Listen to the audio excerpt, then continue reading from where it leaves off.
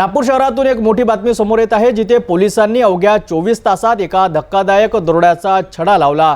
एका cash pickup एजंटकडून 70,000 रुपयाची रोकड लुटणाऱ्या 3 आरोपींना अटक करण्यात आली असून पोलिसांनी गुन्ह्यात वापरलेले वस्तू आणि चोरीचा माल जप्त केला आहे। 3 जून 2025 रोजी SIS processor holding private limited या कंपनीमध्ये कॅश पिकअप म्हणून काम करणारे पवन सुरेश नरांगे हे गेटवेल हॉस्पिटलच्या फार्मसीमधून 70,000 रुपये रोख घेऊन बँकेत जमा करण्यासाठी निघाले होते।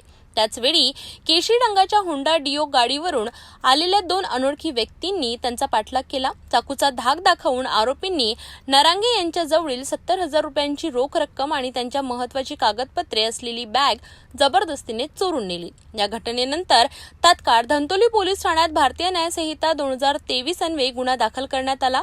पोलिसांनी तपासाची चक्रे वेगाने फिरवली। घटनास्थळाजवळील 100हून अधिक सीसीटीव्ही कॅमेऱ्यांच्या फुटेजही तपासण्यात आले। तसेच तांत्रिक पद्धतीचा वापर करून आरोपींचा शोध घेण्यात आला। अवघ्या 24 तासात पोलिसांनी आरोपींना निष्पन्न केले। गुप्त माहितीच्या आधारे पोलिसांनी सर्वप्रथम आरोपी तुषार उर्फ धर्मा रणजित मेश्राम वय वर्ष 20 याला अटक केली। त्याच्या चौकशीतून आरोपी समीर कावळे वय वर्ष 22 याचे नाव समोर आले आणि त्यालाही अटक करण्यात आली।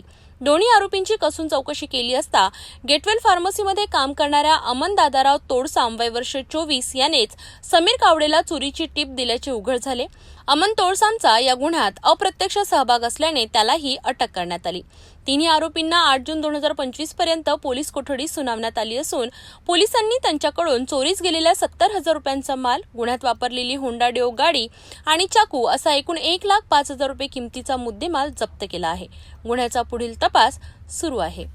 दिनांक 3/6/25 रोजी दुपारी पाऊण ते 1:30 वाजताच्या दरम्यान जे आपली फिर्यादी आहे पवन सुरेश नरांगे राहणार रामेश्वरी वय 38 वर्ष अजनी, हे कॅश पिकअपचं काम करतात। ते त्यांचं गेटवेल हॉस्पिटल इथून कॅश घेतलेली होती त्यांनी आणि ते बँकमध्ये जमा करण्याकरता जात होते।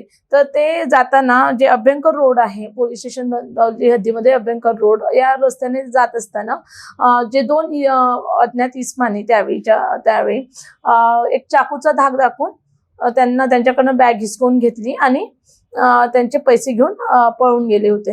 आम्हाला जशी कंप्लेंट आली आम्ही घटनास्थळी पोहोचलो। सर्व वरिष्ठ माननीय रिजन साहेब दाभाडे, माननीय रिजन दाभाडे साहेब, DCP मध्ये साहेब, ACP नंदनवार साहेब सगळे पोहोचले।